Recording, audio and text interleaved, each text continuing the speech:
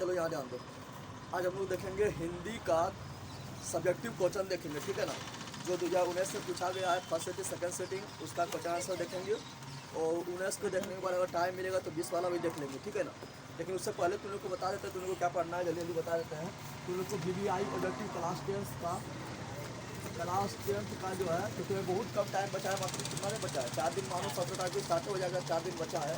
तो तुम लोग को क्लास 10 का मोस्ट BBI ऑब्जेक्टिव 18 वीडियो है, उसको तुम लोग देख डालो, एक दिन में ही खत्म कर डालो, ठीक है ना। जो अभी तक नहीं देखा है रिविजन कर डालो। और क्लास 10 का BBI सब्जेक्टिव क्वेश्चन है कि लगभग से 25 वीडियो होगा, उसको देख डालो। और सबका मॉडल पेपर 1 जो मॉडल पेपर सोल्यूशन दिए हैं, सब्जेक्टिव का हम सिर्फ 1 का दिए हैं, ऑब्जेक्टिव का और किसी का दिए हैं, लेकिन सबका मॉडल पेपर 1 सोल्यूशन, ठीक है ना। मॉडल पेपर 1 सोल्यूशन देख लेना है, ठीक है। सब्जेक्टिव का खासकर देख लेना है, मॉडल पेपर 1 का सोल्यूशन हम देख चुके हैं, ठीक है ना। टाइम बहुत कम है इसलिए बता रहे हैं, ऐसे पढ़ना है क्योंकि आप टाइम बहुत कम है, डिटेल से पढ़ने से कोई फायदा नहीं है, डिटेल में पढ़ भी नहीं सकता है, डिटेल में पढ़ेगा तो नुकसान तुम्हारा ही होगा, ठीक है ना। तो आज देख रहा है 2019 का फर्स्ट सेटिंग और सेकंड सेटिंग में जो हिंदी का क्वेश्चन पूछा गया है सब्जेक्टिव क्वेश्चन, वो देख रहा है, ठीक है ना। और फर्स्ट सेकंड दोनों देखेंगे, टाइम बचेगा तो 2020 वाला भी हम देख लेंगे इसी वीडियो में, ठीक है। तो तुम लोग निकाल दो, ठीक है। देखते हैं क्या है, क्योंकि हिंदी और संस्कृत तुम लोग बहुत दिन से नहीं पढ़ा रहे हैं, साइंस से बहुत ज़्यादा पढ़ा दिए हैं, साइंस से बहुत ज़्यादा क्वेश्चन से करवा दिए हैं मॉडल पेपर सोल्यूशन अति में, ठीक है। तो आज हिंदी लेकर आए, कल संस्कृत भी लेते चलाएंगे क्योंकि बहुत दिन से छूटा हुआ है, ठीक है। तो तुम लोग निकाल लो और वीडियो अच्छा लगता है लाइक शेयर सब्सक्राइब भी कर लेना, ठीक है। चलो जब पहला क्वेश्चन क्या, खोजने वाला तुम लोग जान रहा है ना, खोजने वाला तो बनाइए लेगा। ये खोजने वाला कितना नंबर 10 नंबर का रहता है ना। पहले देखो दिया हुआ है 1 नंबर में 2 गो दिया हुआ है, तो दोनों में से कोनो एगो बनाना है। फिर 2 नंबर में भी 2 गो दिया हुआ है, दोनों में से कोनो एक ठो बनाना है। इन्हें एक नंबर वाला दोनों बना लेना, आखाना 2 नंबर वाला छोड़ देना, उस तरह ना होता है। 1 नंबर में दोनों में से कोनो एक ठो बनाना है, अथवा लिखा है ना। फिर 2 नंबर में दोनों में से कोनो एक ठो बनाना है, ठीक है। फिर निबंध 250 से 300 शब्द में लिखो, भ्रष्टाचार है, गरीबी है, मेरे प्रिय शिक्षक का अनुशासन है, होली का त्यौहार है, 2019 में होली का त्यौहार पूछा था। फिर होली का त्यौहार इंपॉर्टेंट है, ठीक है ना। तो तुम लोग निबंध जो है हिंदी में निबंध तुम लोग जो है पढ़ते रहो, ठीक है ना, क्योंकि हिंदी निबंध तुम लोग पढ़ लेगा तो दिमाग में घूमते रहेगा, हाँ इस तरह पढ़ेगा तो लिख सकता है आराम से। हिंदी पढ़ना तो भाई संस्कृत हो रहा है कि उसको पढ़ेगा तो समझ नहीं आएगा, हिंदी है ना, हिंदी समझ आ ही जाएगा, पढ़ेगा तो दिमाग में घूमते रहेगा, ठीक है। चलो क्वेश्चन निकालो। पहला कौन है, लक्ष्मी कौन थी, लक्ष्मी तो लक्ष्मी कौन थी, तुम लोग पढ़ा हुआ धरते विश्वास, क्या पढ़ा होता नहीं पढ़ा है।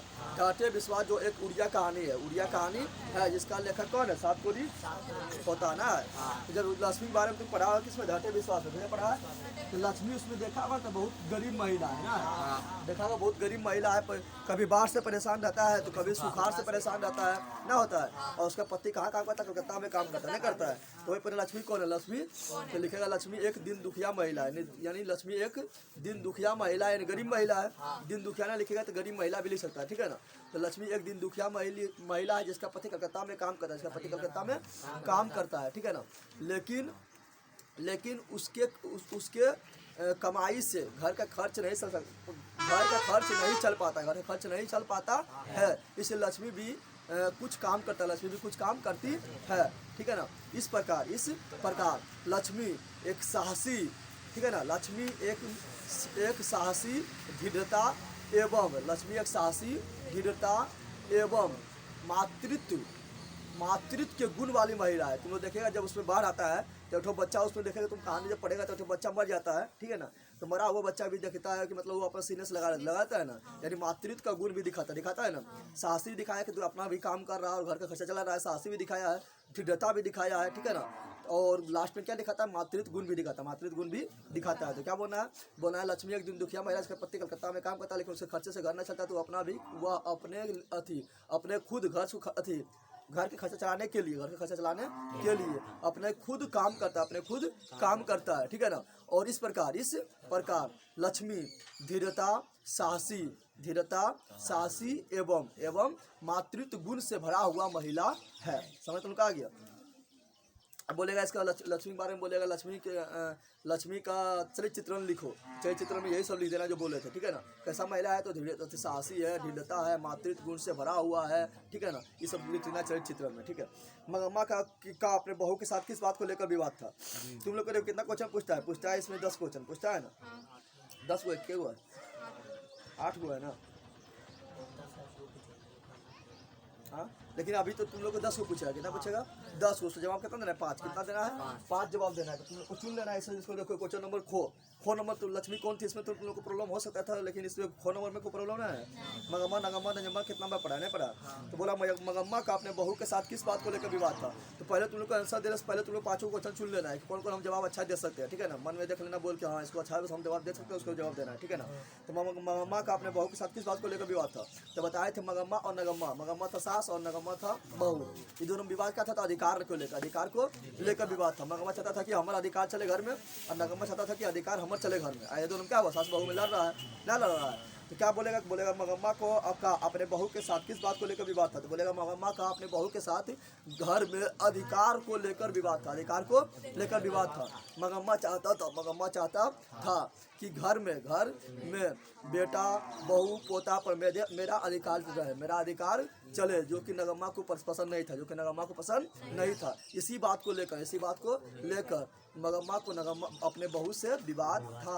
बस यही लिखने की हमारी बात है। खोखा किन मामलों में अपवाद था, तो तुम्हें पढ़ा होगा 20 के दांत पढ़ा है। खोखा किन मामलों में अपवाद है, तुम्हें 20 के दांत पढ़ा है ना। तो 20 के दांत में तुम लोग देखता है खोखा क्या था, शहंशाह के बेटा होता है ना, जो अपना बेटा को डॉक्टर इंजीनियर बनाना चाहता था। अब खोखा तुम लोग जब कहानी तुम लोग को पढ़ाए थे तो उसमें बताया थे खोखा का जन्म कब हुआ था, जब सेन साहब जो है लगभग मतलब बुढ़ारी पहुंच गए, यानी जब आशा छोड़ दिया था कि हमको कुछ बेटा भी होगा। तो पता है सेन साहब कितना बेटी थे, 5 बेटी थी। अब उस आशा छोड़ दिया था कि हमको बेटा भी होगा, तब जाके बुढ़ारी में वो बेटा हुआ था।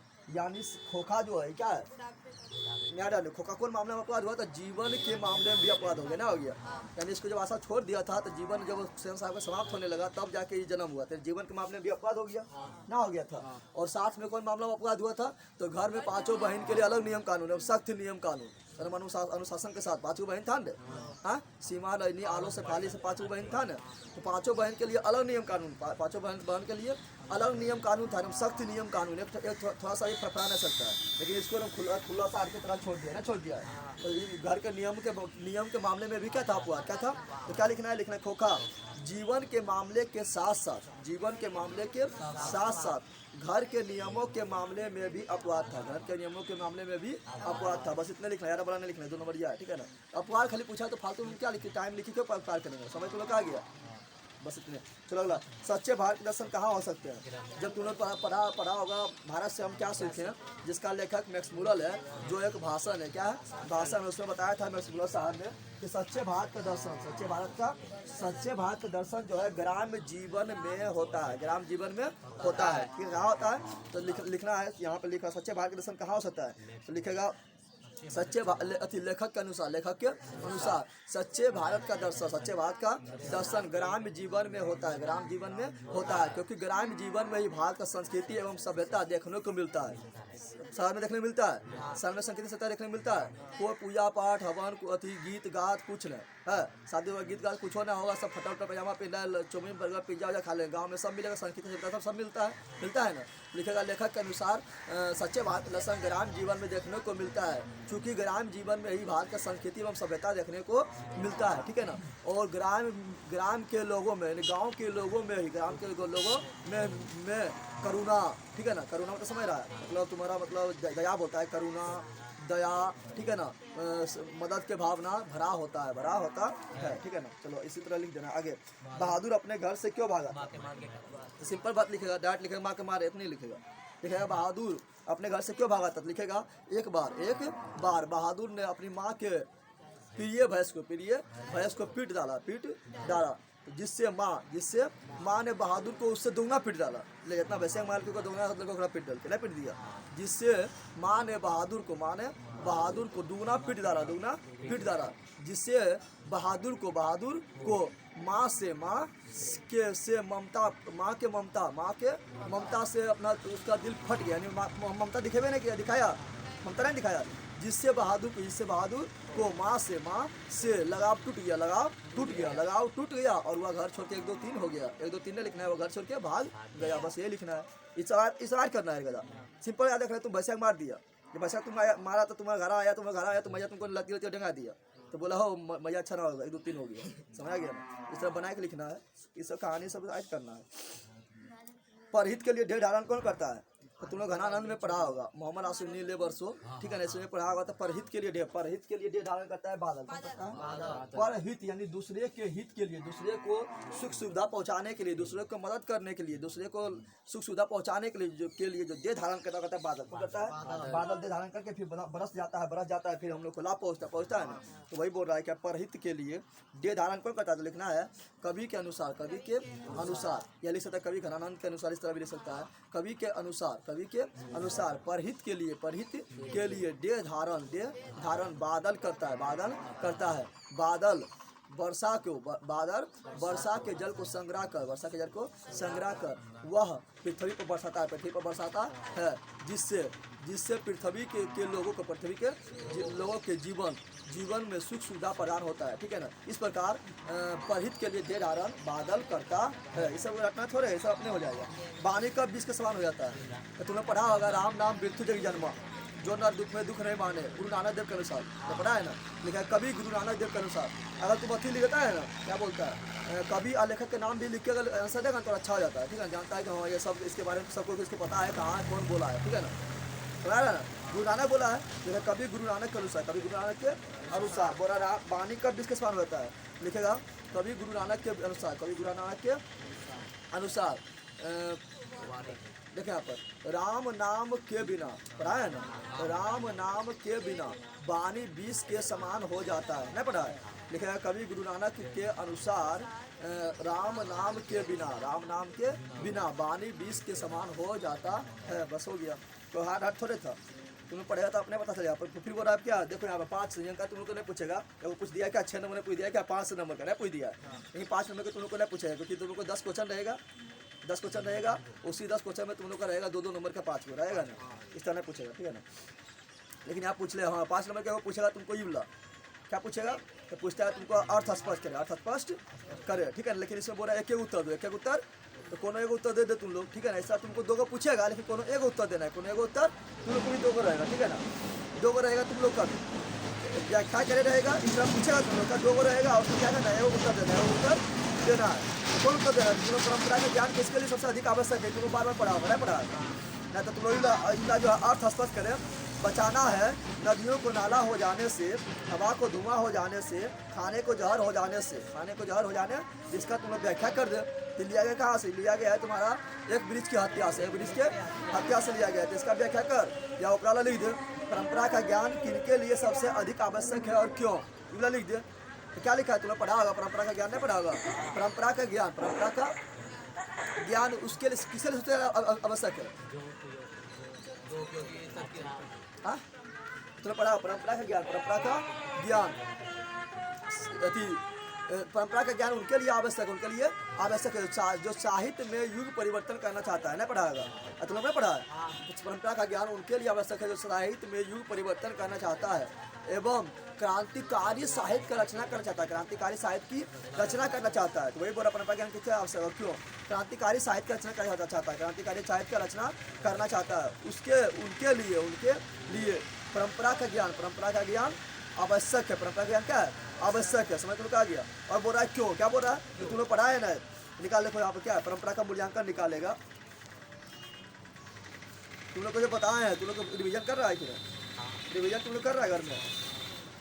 परंपरा का मूल्यांकन में पहले क्वेश्चन है ना, परंपरा का ज्ञान किनके लिए सबसे ज़्यादा आवश्यक है? तो लिखा हुआ है जो लोग साहित्य में युग परिवर्तन करना चाहते हैं, क्रांतिकारी साहित्य की रचना चाहते हैं, उनके लिए साहित्य का परंपरा ज्ञान आवश्यक है ना।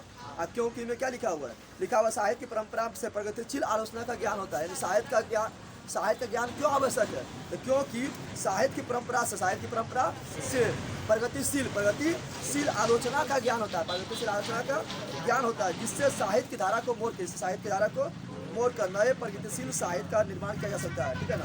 इसे तुम लोग को VBI में देवे किए नहीं दिए, तो तुम लोग देख लेना, ठीक है ना। ऐसे हिंदी या संस्कृत में जो तुम लोग बहुत कम उसका सिलेबस है, अगर तुम लोग और एक्स्ट्रा पढ़ सकता है तो पढ़ लो, कोई दिक्कत नहीं है, ठीक है ना। लेकिन आपका टाइम बहुत कम है, कहाँ पढ़ पाएगा? अब 5 रिवीजन में लग जाओ, ठीक है ना। फिर क्या बोल रहा है फिर क्या एगो आंसर दे दिए ना, छोका को आंसर दे दिए हम, अगर को दे दिए तो खो छोड़ देना है, अगर को नहीं दे पाएगा तो खोबे दे दे, क्या दे दे? खोबे। तो बचाना है नदियों के नाला हो जाने से। लिखेगा कि कवि कुंवर नारायण के अनुसार, अनुसार कुंवर नारायण ने लिखा है। लिया गया कहाँ लिया गया, तो लोग पढ़ेगा, ब्रिज का इतिहास लिया गया, कहाँ लिया गया, तो लिखेगा उपयुक्त पंक्ति, क्या लिखेगा, उपयुक्त पंक्ति, जो पंक्ति है ठीक है ना, उपयुक्त पंक्ति एक ब्रिज की हत्या से लिया गया है, एक ब्रिज से हत्या के से लिया गया है। जब इस तरह पंक्ति दिया रहेगा तो उसको लिख देना किससे लिया गया है, ठीक है ना, लिखना उपयुक्त पंक्ति एक ब्रिज से हत्या से लिया गया है, जिसके कवि कुंवर नारायण है, कुंवर नारायण इस पंक्ति के माध्यम से कहना चाहता है, इस पंक्ति के माध्यम से कहना चाहता है कि जिस पर्यावरण जिस तरह लगातार प्रदूषण हो रहा है, पर्यावरण प्रदूषण को दिखा रहा है ना, पर्यावरण जिस तरह ब्रिज के कटाई से, ब्रिज के पेड़ पौधा की कटाई से पर्यावरण लगातार प्रदूषण होते जा रहा है, उसे हमें बचाना चाहिए, अब क्या लिखा, नदियों के नाला हो जाने से, नदियाँ जिस तरह लगातार प्रदूषित होते जा रही है, नदियाँ जिस तरह लगातार प्रदूषित होते जा रही है और धीरे धीरे नाला के रूप में बदलते जा रही है, प्रदूषित होकर नाला जिस तरह नाला में जल रहता है उसी तरह नदी जल भी हो जाएगा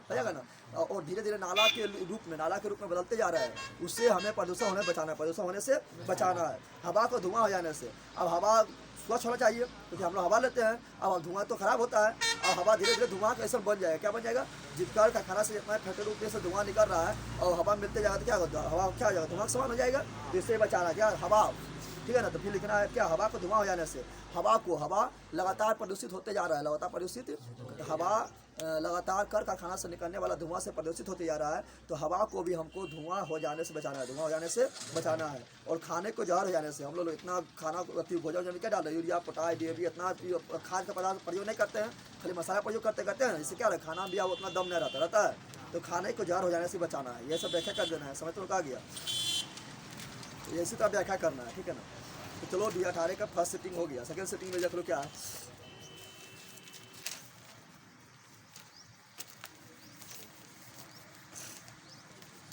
ये सब लिख पाएगा ना, देखो यहाँ पर क्या है, खोजने वाला है, फिर तुम लोग का है निबंध तुम लोग को बोल दिया, हिंदी में निबंध है तो ग्राफिक भी टाइम है, हिंदी में निबंध है तो तुम लोग पढ़ लो, ठीक है ना, हिंदी में निबंध गरीबी उरीबी के बारे में पढ़ लो, प्रदूषण के बारे में पढ़ लो, भ्रष्टाचार के बारे में पढ़ लो, होली के बारे में निबंध पढ़ लो, ठीक है ना, ये सब दुआ पढ़ो क्योंकि हिंदी तुमको पढ़ के ना समझ पाएगा, अब पढ़ लेगा तो दिमाग में कुछ तो याद रहेगा ना, ठीक है।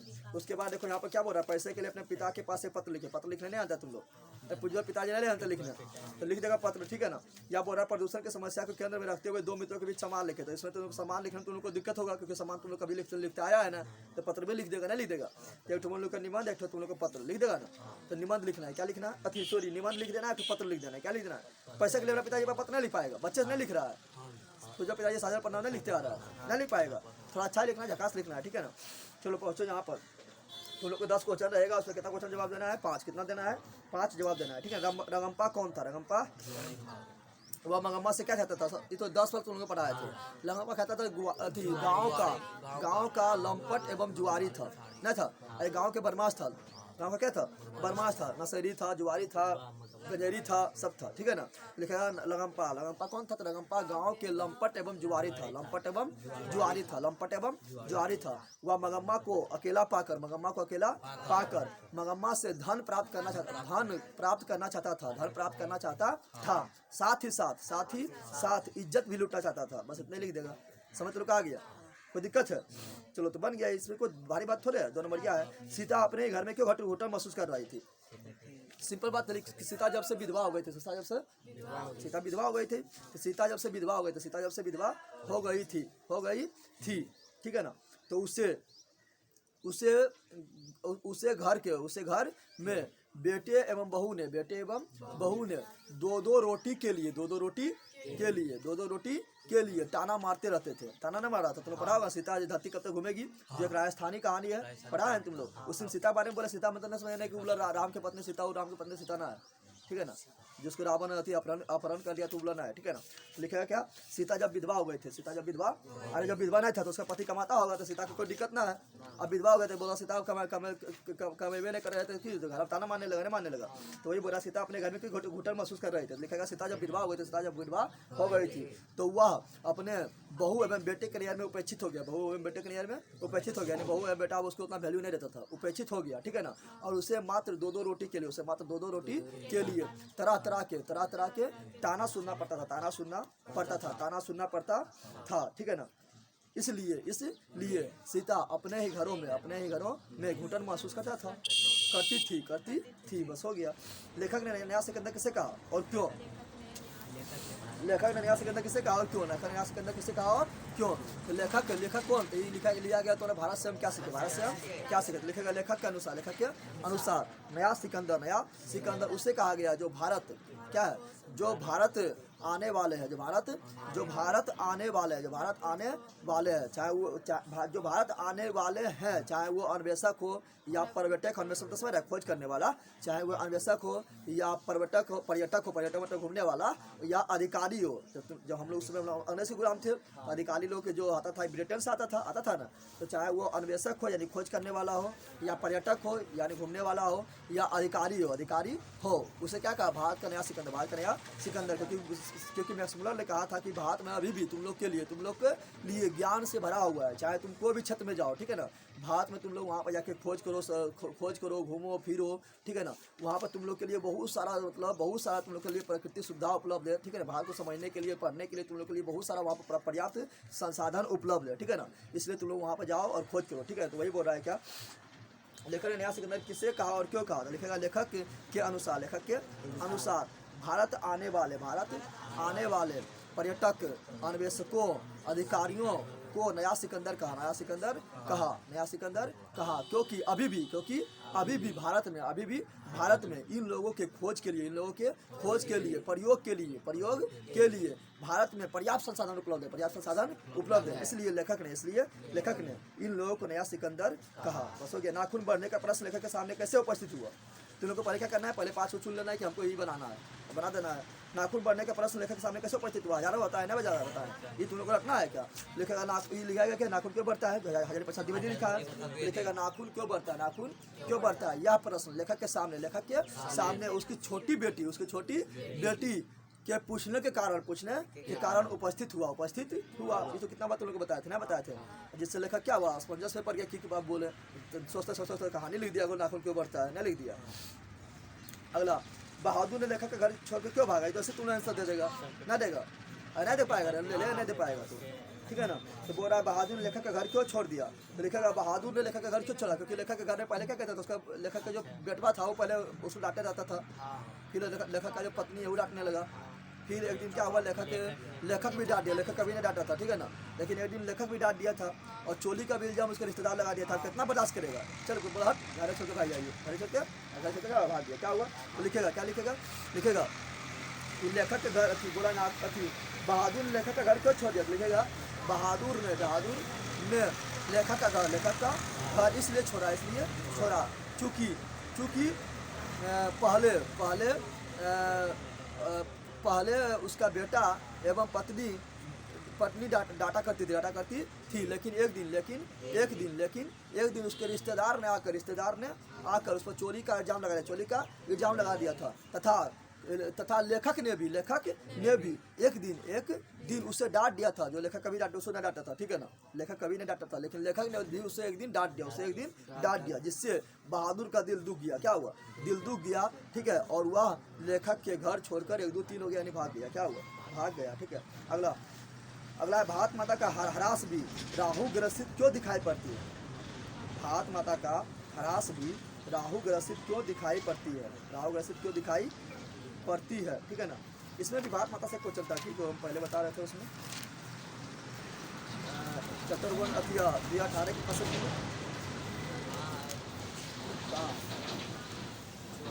हाँ ये छूट गया था ना, चल देख ले, छूट गया था। भारत माता अपने घर में प्रवासिनी क्यों बनी हुई है? भारत माता अपने घर में प्रवासिनी क्यों बनी हुई? छूट गया था ना। तो सिंपल बात है, उस समय भारत जो था वो अंग्रेज के गुलाम था। क्या था? अंग्रेज के गुलाम था, ठीक है ना। तो लिखेगा कि भारत माता उस समय अंग्रेज के गुलाम था, यानी गुलामी के जंजीर में जकड़ा हुआ था, ठीक है ना।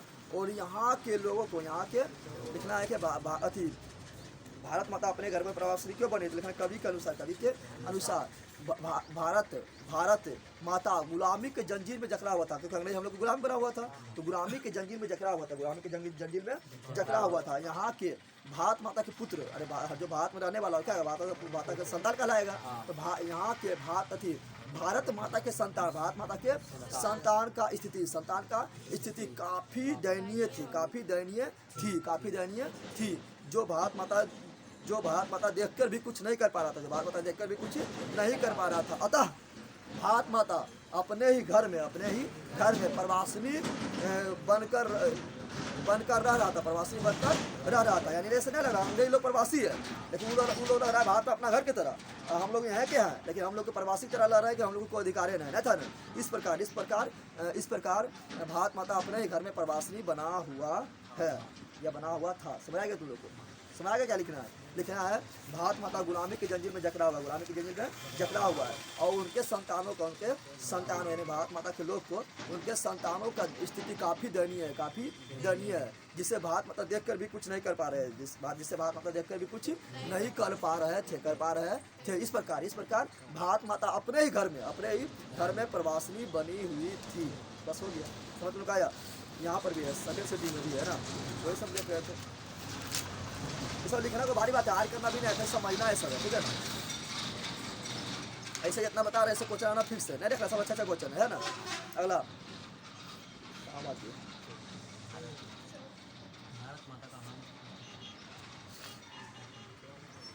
हाँ, भारत माता का ह्रास भी राहु ग्रसित क्यों दिखाई पड़ती है? ह्रास भी राहु ग्रसित। तो देखिए भारत माता जब गुलामी के जंजीर में रहता, गुलामी के जंजीर में, तो भारत माता का जो मुख था वो क्या था? यानी भारत माता का मुख बोले तो यहाँ के लोग के जनताओं तक सही पर क्या था? पूरा नाम उत्साह था। क्या था?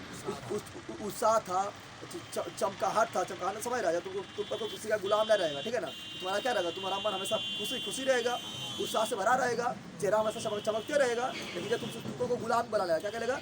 गुलाम बना लेगा, तो तुम्हारा जो खुशी था, उत्साह था, चेहरा पर जो चमक था, सब क्या समाप्त हो जाएगा। जैसे लगेगा तुमको राहु ग्रसित कर लिया, क्या कर लिया?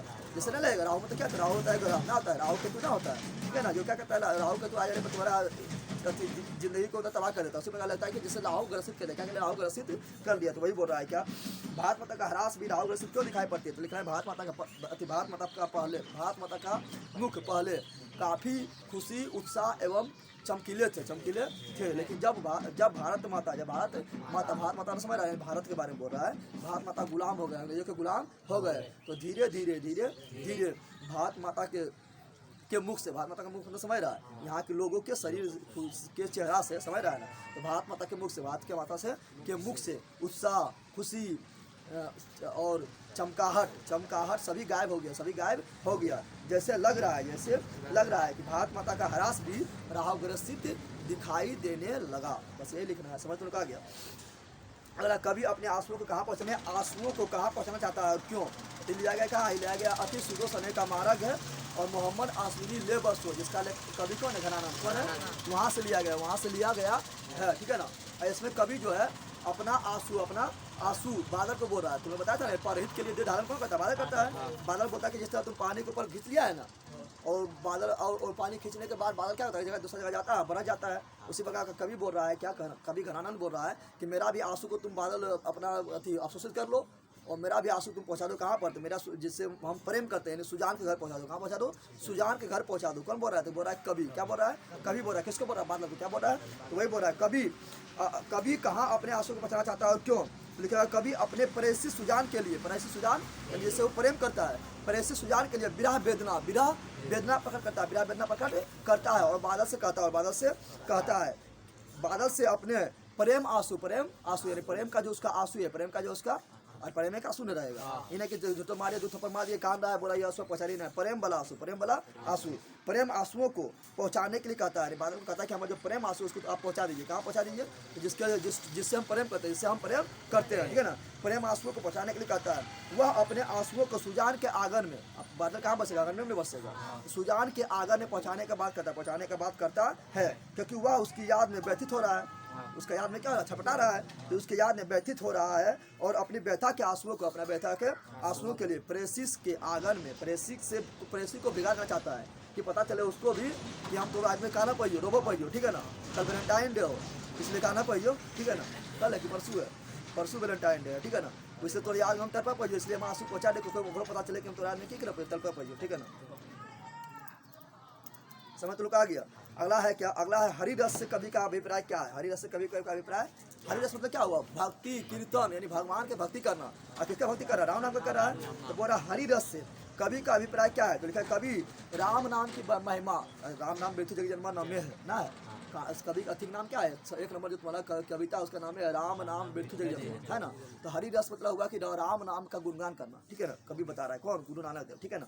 तो वही बोला हरि रस से कवि का क्या अभिप्राय है? लिखना है कवि राम नाम की महिमा, राम नाम की महिमा का बखान करते हुए कहते हैं कि भगवान के नाम से बढ़कर, भगवान के नाम से बढ़कर अन्य कोई परम साधना ना है, यानी और कोई धर्म साधना ना है। तुमको भी धर्म ना है, भगवान के नाम लेते रहो, ये सबसे बड़ा क्या है? धर्म है। क्या है? सबसे बड़ा धर्म है, ठीक है ना। यानी भगवान के कीर्तन से प्राप्त होने वाला परम आनंद को कवि ने हरि रस कहा है, कवि ने हरि रस कहा है। बस ये लिखना है। आई जो तुम लोग को बताए थे 19 सब इसलिए उठाए क्योंकि 2019 का फर्स्ट सिटिंग और सेकंड सिटिंग में जो क्वेश्चन पूछा गया है ना, काफी अच्छा क्वेश्चन था, ठीक है ना। इसलिए हम इसको उठाए थे। ऐसा तुम्हारा क्वेश्चन आना है, फिक्स समझ लो ना, आया था सब अच्छा क्वेश्चन था ना, फिक्स समझ लो, ठीक है ना। अब पढ़ते 2020 में देखते कि अंक है, ठीक है। तो 2020 का भी देखेंगे तो अब ये निपटारा कर देंगे, ठीक है ना। तो तुम लोग देखते रहो, फिर से संस्कृत का भी लेकर आएंगे, ठीक है ना। संस्कृत का जो सब्जेक्टिव है वो भी लेते आएंगे, ठीक है। चलिए यहाँ डाले, 2 क्वेश्चन छूट गया है, ठीक है ना। 5 नंबर ये जो पूछता है ना, 2 पूछता है ना, 2 पूछेगा व्याख्या करने वाला, ठीक है ना। व्याख्या करने पूछ देगा, या एक क्वेश्चन आंसर पूछ देगा, एक तो व्याख्या करने वाला पूछ देगा, दोहरा ले लेगा व्याख्या करने वाला और बोलेगा इनमें से कोई एक उत्तर दे, इनमें से कोई एक उत्तर। तो पहला क्या है? बिरजू महाराज के गुरु कौन थे, उनका संक्षिप्त परिचय दे। तो तुमको पढ़ाए थे बिरजू महाराज का गुरु पूछेगा तो उसके बाबूजी था, कौन था? अब बिरजू महाराज किसमें तालीम था? तो कथक डांस में, कथक डांस से तालीम था। पूछेगा बिरजू महाराज के गुरु कौन था? तो बोलना उसका बाबूजी। लेकिन पूछेगा बिरजू महाराज के जज कौन था? तो उसका माँ। अब दोनों क्वेश्चन इंपॉर्टेंट हो जाता है ना, ऑब्जेक्टिव की दृष्टि से भी और सब्जेक्टिव की दृष्टि से भी, ठीक है ना। तो बोल रहा है बिरजू महाराज के गुरु कौन थे, उनका संक्षिप्त परिचय देने। बिरजू महाराज के गुरु कौन है बता दो पहले, और फिर उसके बारे में थोड़ा सा संक्षिप्त में लिख दो वो कैसा था। लिखना है बिरजू महाराज के गुरु, बिरजू महाराज के गुरु उनके बाबूजी थे। अब वो कैसा था उसका संक्षिप्त परिचय देना है। लिखना वह अच्छे स्वभाव के थे, ठीक है ना। कैसा था? तो वह अच्छे स्वभाव के थे, ठीक है ना। और उसको जब कोई दुख होता था ना, जैसे कितना लोग तुम लोग को देखा आस पड़ोस में जितना हुआ है, दुख होगा तो सबके बोले चलेगा हमारा ये दुख हो गलो, हमारा ये हो गलो, हमारा पैसा कमी हो गलो, बोले चलता है। और सुख होगा तो नहीं करो बोलेगा, देखता है तुम लोग। पैसा से आ जाएगा सुख जब हो रहा तो नहीं बोले चलेगा हमारा सुख हो, दूसरी होगा तो सबके बोले चलेगा हमारा ये दुख हो अपन। लेकिन बिरजू महाराज के बाबूजी था, वो अपना दुख को प्रकट नहीं करता था, किसी के सामने प्रकट नहीं करता था, किसी सामने बताता नहीं था, वो अपना दुख को अपने ही सहन करता था, ठीक है ना। लिखना है कि बिरजू महाराज का गुरु उसका बाबूजी था, वह अच्छे स्वभाव के था और वह अपना दुख को किसी के सामने प्रकट नहीं करता था, और वह कला प्रेमी था। क्या था? कला प्रेमी, यानी कथक क्या था? कला है ना। तो वह कला प्रेमी था, ठीक है ना। और जब बिरजू महाराज 9.5 साल का था, 9.5 साल के था, तब उनके बाबूजी की मृत्यु हो गया है। और बिरजू महाराज को कथक का तालीम उसका बाबूजी से ही प्राप्त हुआ है। बस सब्जेक्ट से वर्णन कर दी, समझ में आ गया। अच्छा पूछेगा इला, मान लो कि इस क्वेश्चन भी इंपॉर्टेंट हो जाता है कि बिरजू महाराज अपना सबसे बड़ा जज अपनी माँ को क्यों मानते हैं?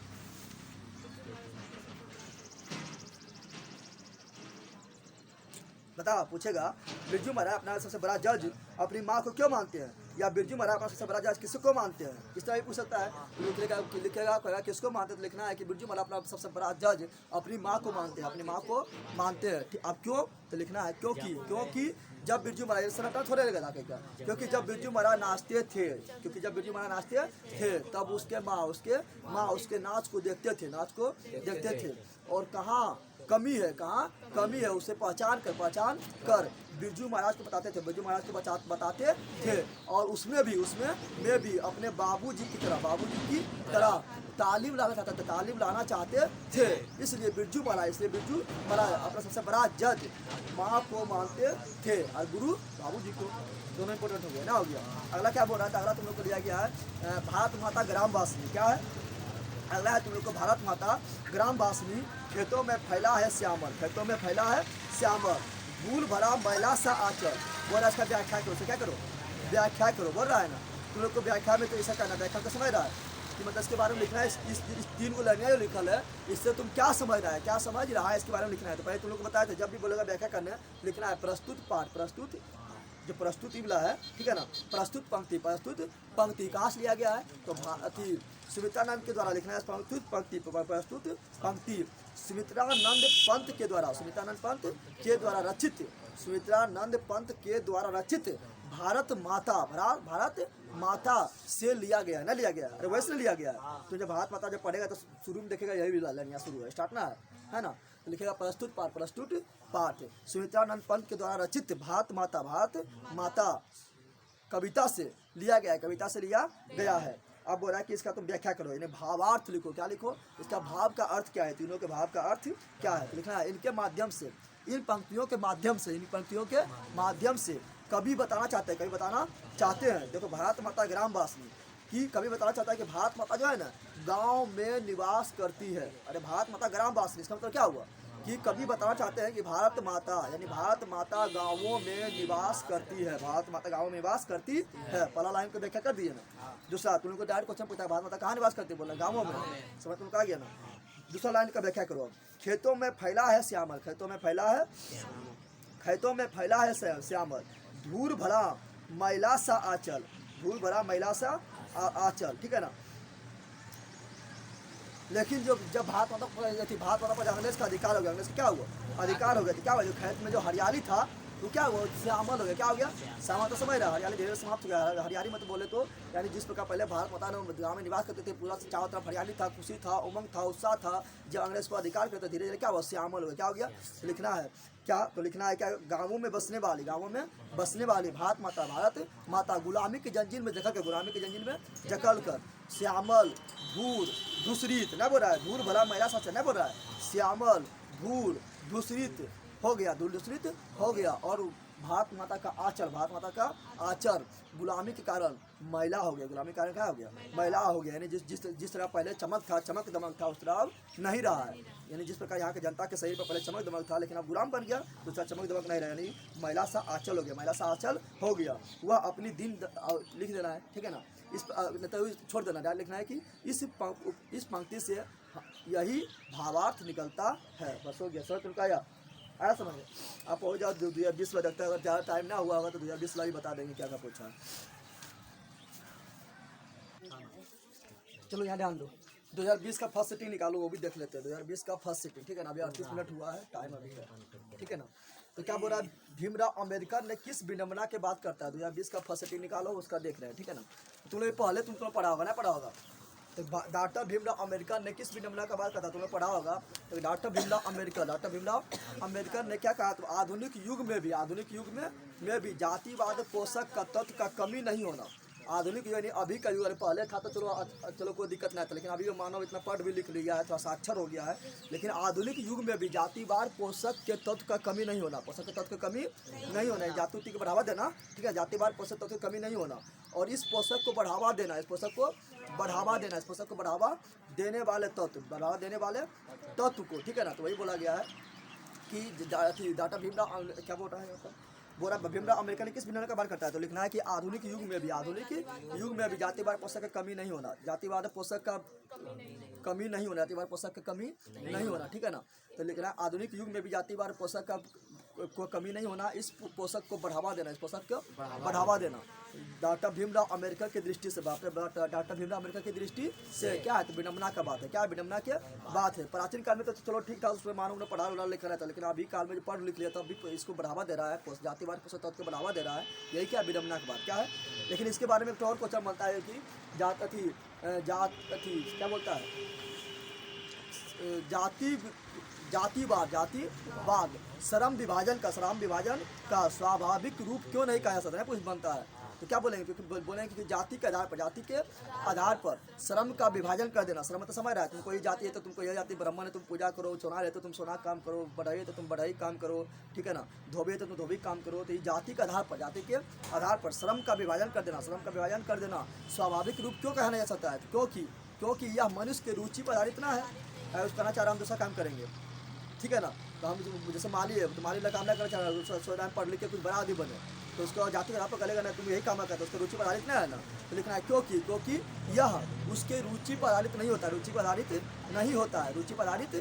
होता, और उसे जिस काम में रुचि नहीं है उसी काम को करने के लिए मजबूर कर देता है। इस प्रकार जाति के आधार पर श्रम का विभाजन करना अच्छा नहीं है, ठीक है ना। तो यही पूछा था, चलिए देना नहीं पूछा था, देखना तुम क्वेश्चन 1 नंबर निकाल दे, वहाँ पूछा गया है ना।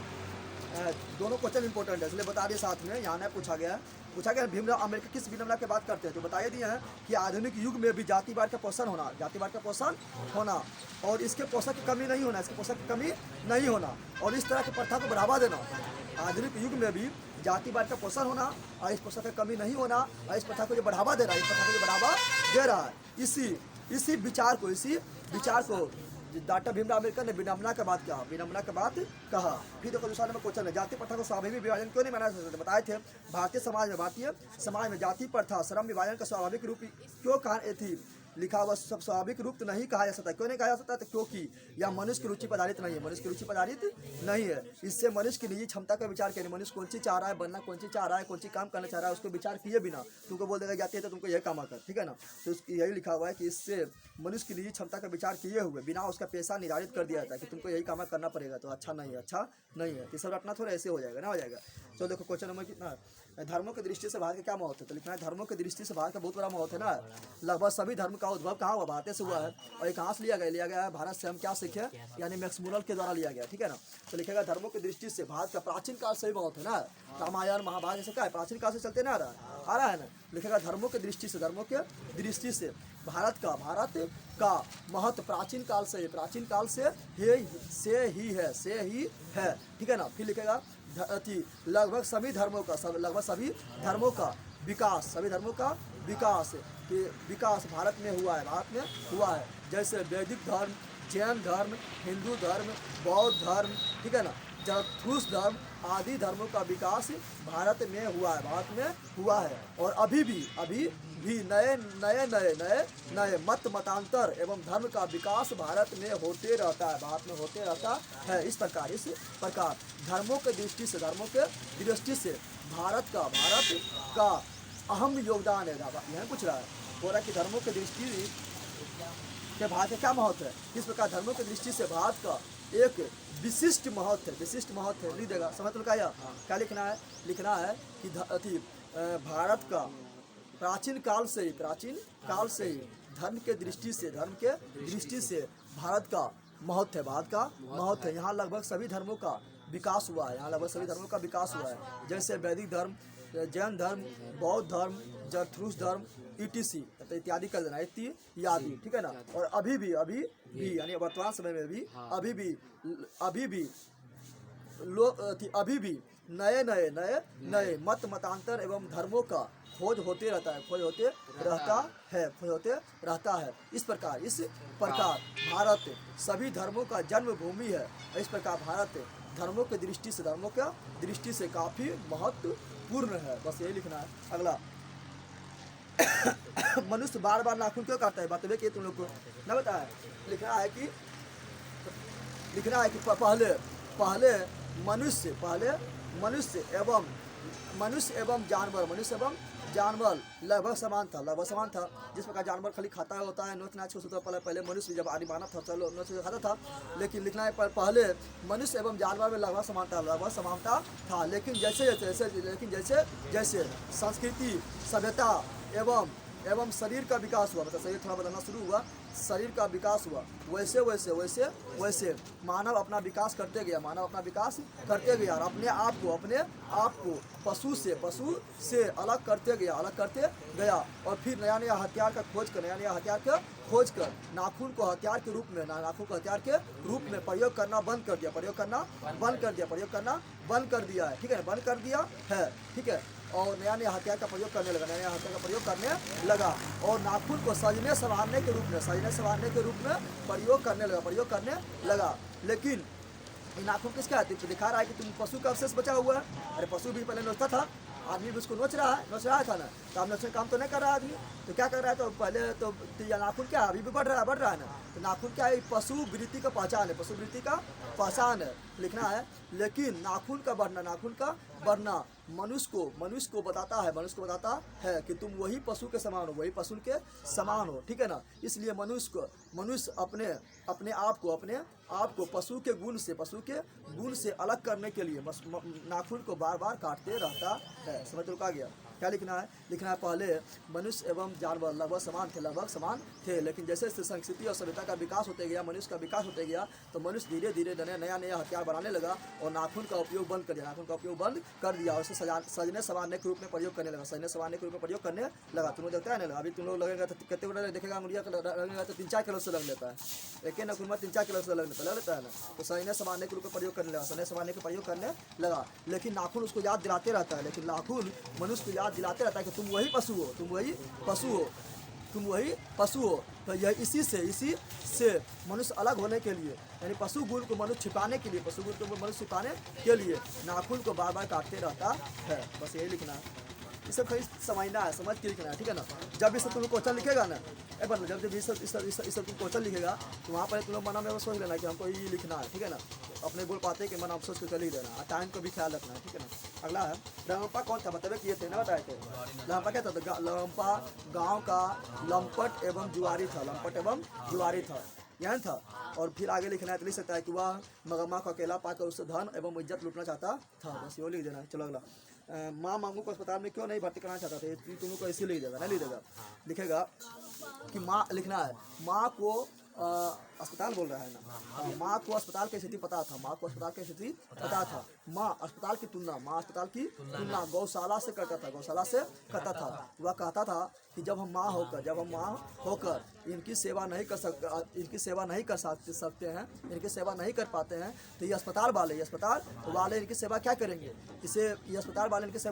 करेंगे, इनके गौशाला के भांति उसको फेंक देंगे, ठीक है ना। यही सब सोचकर माँ जो है मंगू को अस्पताल में भर्ती नहीं कराना चाहता था। ये रटना है, ये तो तुम ऐसे लिख देगा, आएगा जैसे टिक मारेगा फटाक से लिख देगा।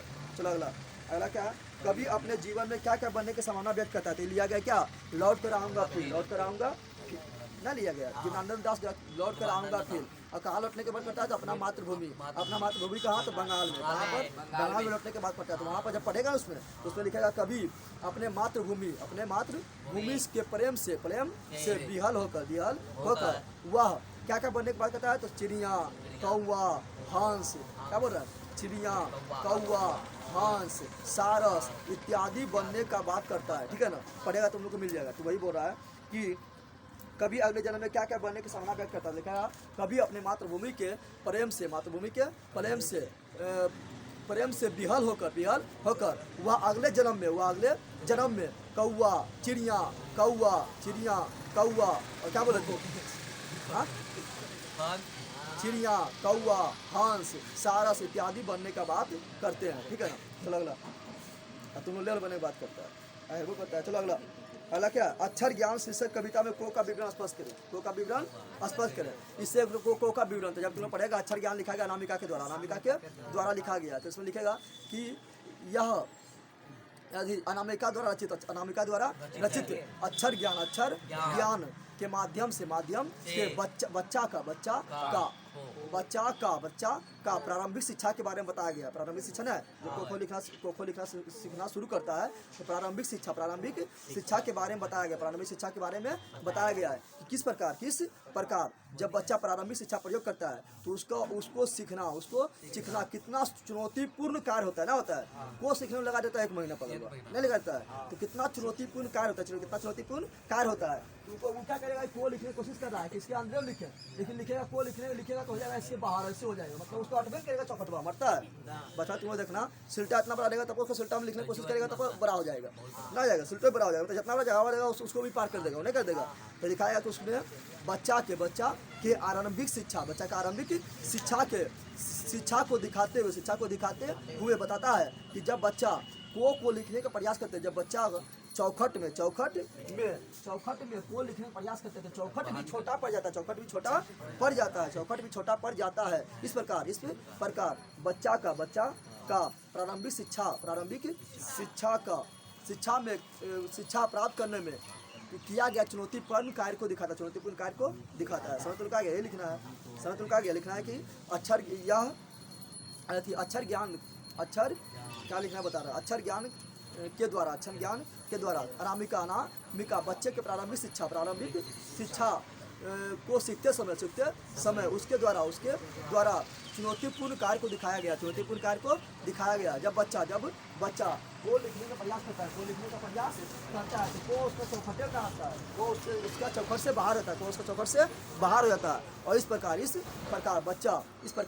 बच्चा बार बार कोशिश करके अपना चुनौतीपूर्ण कार्य को सफल करता है। तो यही बताया गया इसमें, ठीक है ना, यही लिखना। अगला क्या है? अगला है कवि को बूढ़ा वृक्ष चौकीदार क्यों लगता है? कवि को बूढ़ा वृक्ष चौकीदार का काम क्या है, जल्दी बता दो। चौकीदार का काम है पहरा देना। चौकीदार का काम क्या है?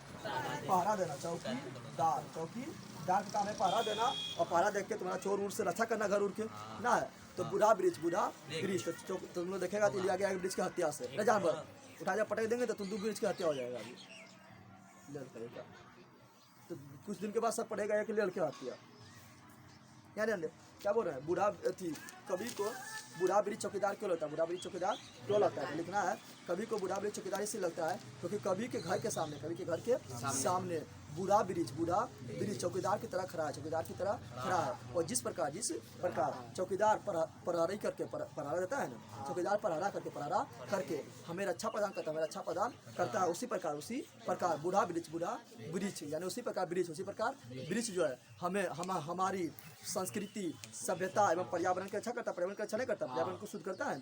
तो हमारी संस्कृति, सभ्यता एवं पर्यावरण की रक्षा करता है। साथ ही साथ बूढ़ा वृक्ष की छाल उसके बर्दी जैसा मालूम पड़ता है। छाला मोटा नहीं रहता, बूढ़ा हो जाएगा वृक्ष, छाला मोटा हो जाएगा ना, तो बर्दी जैसा मालूम पड़ता है। तथा उसका एक ठो टहनी कंधा पर रखा हुआ बंदूक के जैसा प्रतीत होता है। इसलिए कवि ने बूढ़ा वृक्ष को चौकीदार की संज्ञा दिया था। समझ तो आ गया? समझ तो क्यों बोले? एक दो बार सुनना याद हो जाएगा, ठीक है ना। चलो ये हो गया। अगला बोला लेखक ने नया सिकंदर, पचमरिया आ गया, दूगों में से कोई एक आंसर देना है। लेखक ने नया सिकंदर किसे कहा? ऐसा कहना क्या उचित है? लेखक का अभिप्राय स्पष्ट कीजिए। बताइए कि तुमने नहीं बताए थे। लेखक ने नया सिकंदर उससे कहा है जो भारत क्या आ रहा है? तो भारत आ रहा है घूमने के लिए, जो भारत को घूमने, सोचने, समझने, खोज करने के लिए भारत आ रहा है, ठीक है ना। जो भारत में क्या आ रहा है? तो सीखने, सोचने, समझने, खोज करने, ज्ञान अर्जित करने के लिए भारत में आ रहा है। चाहे वो पर्यटक हो या अन्वेषक हो, ठीक है ना, या तुम्हारा क्या हो, तो या अधिकारी हो, उसे नया सिकंदर कहा है। समझ तो आ गया? क्या लिखेगा? तुम लोग को पहले ही बताए थे। लिखेगा लेखक ने नया सिकंदर भारत आने वाले वे लोग जो सोचने, समझने, ज्ञान अर्जित करने, खोज करने भारत आ रहे हैं। जैसे अधिकारी, अन्वेषक, पर्यटक इत्यादि को भारत का नया सिकंदर कहा है। क्यों कहा? क्योंकि अभी भी भारत में उसे सोचने, समझने, ज्ञान अर्जित करने, खोज नए खोज करने के लिए भारत में पर्याप्त संसाधन उपलब्ध है। और वह इसका उपयोग कर नया खोज कर सकता है। इसलिए लेखक ने इसे नया सिकंदर कहा, और यह कहना बिल्कुल उचित है। बिल्कुल क्या है? उचित है। बस हो गया। अगला क्या है? मानव का रचा सूरज मानव को भाव बनाकर सोख गया। तो तुम्हें पढ़ेगा हिरोशिमा में पढ़ा, जिसका कवि कौन है? तो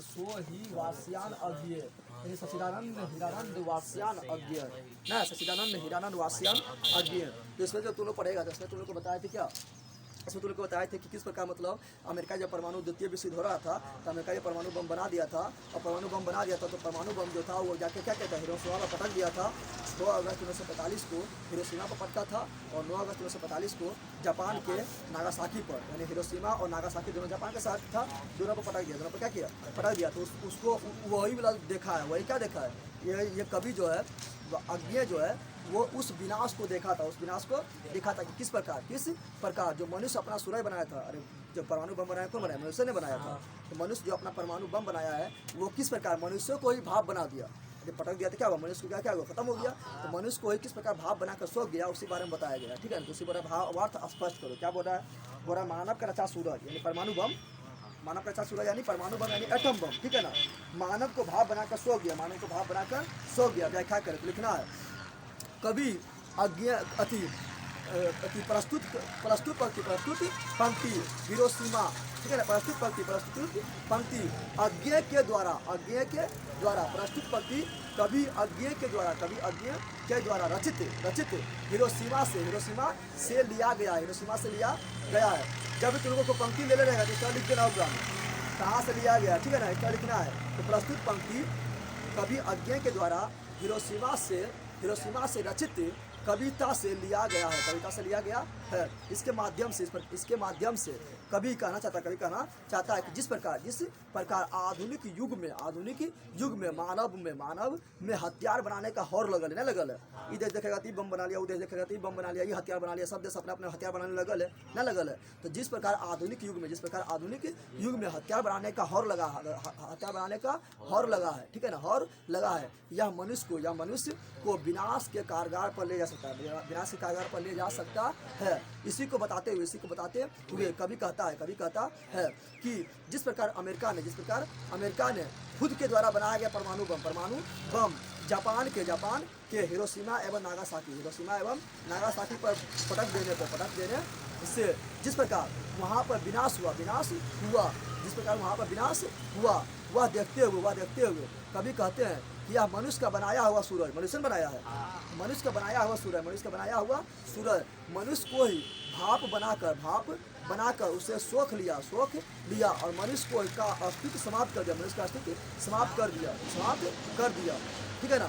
इसी प्रस्तुत पंक्ति से हमें यह शिक्षा मिलता है कि मनुष्य का बनाया है सूरज मनुष्य को ही नुकसान पहुँचाता है। बस ये सब लिखना है, समझा गया। चलो ये हो गया। कितना टाइम हुआ है? अगर देखा सेकंड सेटिंग में बताना होगा बता देंगे। तो सेकंड जितना बताया था इतना तुम लोग ध्यान से सुनना, ठीक है ना। कल लेकर आएंगे संस्कृत, क्या लेकर आएंगे संस्कृत में इसी तरह जो इंपॉर्टेंट रहेगा क्वेश्चन में ऐसे बता देंगे।